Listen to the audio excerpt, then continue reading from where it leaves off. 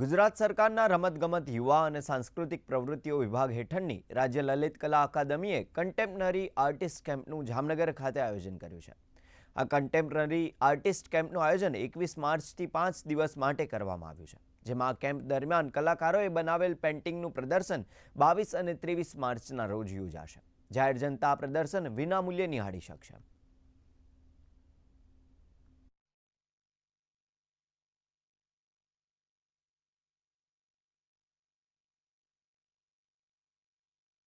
ચિત્રમાં દરેક આર્ટિસ્ટ પોતપોતાની રીતે પોતાની એક મૌલિક શૈલી વિકસાવે છે, જેના દ્વારા એ પોતે અંદર પડેલું જે સર્જન છે એને કેનવાસ ઉપર, કાગળ ઉપર, water colour, acrylic colour, oil colour દ્વારા અભિવ્યક્ત કરે છે અને દરેક પોતપોતાની સ્ટાઇલ ક્રિએટ કરી અને કલા જગતમાં પોતાના નામની એક ઇમેજ ઊભી કરે છે। રવિવારથી પબ્લિક માટે એક્ઝિબિશન ખુલ્લું મુકાશે।